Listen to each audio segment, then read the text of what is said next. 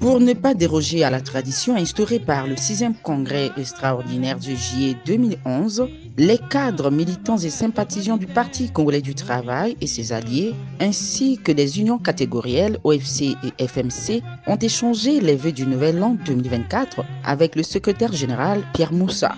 La cérémonie qui s'est déroulée ce mercredi 10 janvier au siège national du PCT a été le moment de passer en revue la mise en œuvre du programme du comité central adopté en décembre 2022.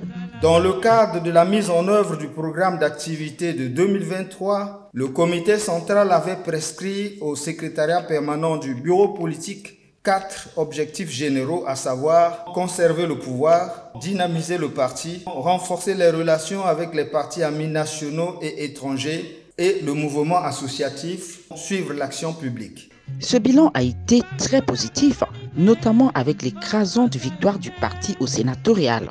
Au sujet de la conservation du pouvoir, un objectif spécifique visé consistait à gagner les élections sénatoriales de 2023. Grâce au travail abattu sur les 55 candidats investis par le PCT, 52 ont été élus, soit 94,54%, dont 16 femmes, soit 30,77% sur un total de 72 sièges à pourvoir. Avec le complètement opéré dans certaines fédérations et les adhésions massives au parti, son dynamisme a été assuré, tout comme le renforcement des relations avec les partis amis nationaux et étrangers.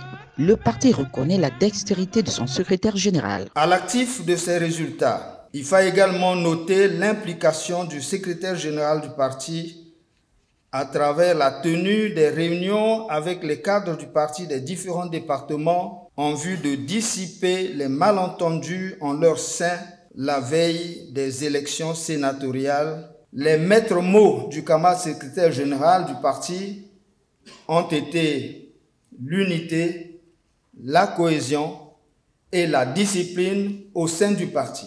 Ce n'est pas fini, la marche se poursuit. Joseph Mbossa a enfin souhaité les vœux au secrétaire général. Je vous invite très respectueusement à accepter, au nom de l'ensemble des membres et sympathisants du parti, les vœux de santé, de paix et de prospérité qu'ils ont bien voulu former pour vous ainsi que votre famille. Réagissant aux vœux de son parti, le secrétaire général du PCT a pensé d'entrée de jeu aux morts et aux malades. 2023 qui vient de fermer ses portes a eu sa part de joie, mais aussi de drame, comme la disparition de nos valeureux camarades et de nos enfants qui ont trouvé la mort au stade Michel d'Ornano. Avec déférence, je m'incline devant leur mémoire.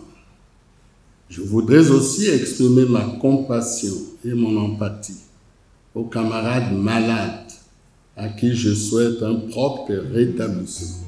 Avant de poursuivre son propos, Pierre Moussa a adressé aussi les vœux de bonne année à ses camarades. Permettez-moi en retour d'adresser à chacun de vous ainsi qu'à vos familles respectives mes vœux de bonne santé, de paix et de prospérité. Il ne s'est pas empêché par ailleurs de revenir sur les victoires du parti en 2023. Notre ambition de remporter le maximum de sièges et d'améliorer la représentativité des femmes au Sénat a été réalisée.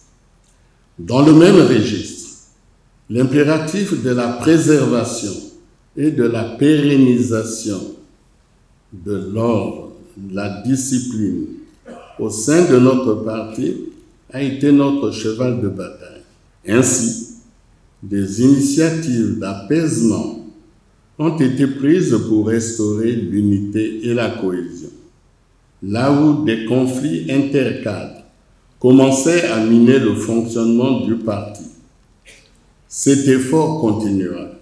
La signature du contrat moral avec le PCC a été un des temps forts de la coopération avec les partis amis. Conscient de sa nécessaire implication dans la promotion de la coopération internationale, Le Parti congolais du travail s'est investi ardemment dans le renforcement de ses liens d'amitié, dont l'acquis marquant est l'accord cadre signé avec l'un de ses partenaires historiques, le Parti communiste chinois. Ces efforts ont valu des hommages aux membres du PCT et au président du comité central, aux yeux du secrétaire général. C'est ici le lieu de saluer l'activisme et la maturité politique de l'ensemble des membres du Parti congolais du travail qui, en dépit de leur légitime ambition personnelle, ont su placer par-dessus tout l'intérêt supérieur du parti. Je m'en voudrais de ne pas rendre un hommage mérité et appuyé à notre chef, le camarade Denis Sassou Nguesso, président du comité central, dont l'envergure demeure le déterminant premier du leadership de notre parti. 2024 affiche de nouveaux défis. La dynamisation des organes intermédiaires et de base du parti, ainsi que des unions catégorielles, reste une grande priorité. Dans ce cadre, le parti poursuivra l'action de complètement de ses organes démembrés, tout comme il réunira les conditions pour la structuration de l'Organisation des femmes du Congo et de la force montante congolaise. L'année 2024 ayant été dédiée à la jeunesse par le chef de l'État, le secrétaire général du PCT enjoint la force montante congolaise à se l'approprier. Ce privilège accordé aux jeunes interpelle le Parti congolais du travail et au premier rang son organisation juvénile. C'est pourquoi j'engage notre parti et particulièrement la force montante congolaise à s'approprier le mot d'ordre présidentiel et à s'impliquer pleinement dans sa mise en œuvre. Toutes les forces de la majorité présidentielle devraient accompagner cette volonté du président. Le suivi de l'action publique est un autre engagement. La demande sociale devenant de plus en plus pressante et exigeante, le Parti congolais du travail, en tant que parti de gouvernement, devra plus que jamais assurer un suivi soutenu de l'action publique en vue de la satisfaction des attentes des populations. Au-delà du Parti congolais du travail, j'en appelle à la mobilisation de toutes les forces de la majorité présidentielle pour une opérationnalisation efficace de ce noble projet présidentiel en faveur de la jeunesse. À cet effet, il importe de promouvoir dans l'ordre et la discipline une collaboration plus intense au sein de notre coalition politique. Et je m'y emploierai. D'autres participants se sont également prononcés. C'est écouter le camarade secrétaire général qui a donné des orientations que nous sommes obligés de respecter et de suivre. Nous sommes dans une période cruciale. Nous avions l'obligation de marcher en rang serré, de respecter les instructions que donne la tutelle afin que nous puissions consolider tout ce qui a été acquis les années antérieures. Aujourd'hui, le Congo est en mouvement, le Congo avance. Hein? C'est vrai qu'on ne peut pas tout résoudre en une année, mais je pense que petit à petit, l'autre fait son nid.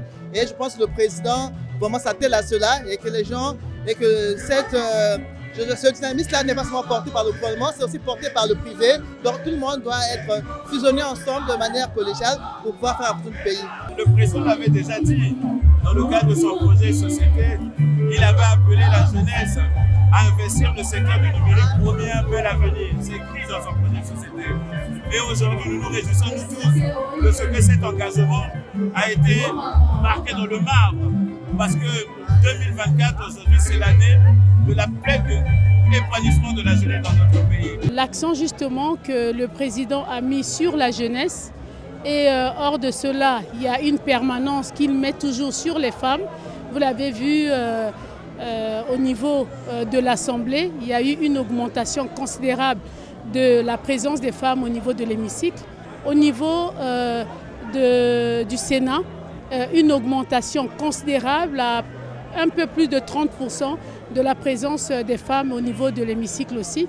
Et cela est dû justement à la politique du président de la République, donc le président du comité central du Parti congolais du travail, et ainsi qu'aux efforts du secrétaire général du Parti congolais du travail. Aucune économie d'énergie ne sera faite pour consolider les valeurs de discipline, d'unité et de cohésion afin d'atteindre les objectifs que le Parti congolais du travail s'est fixés en 2024.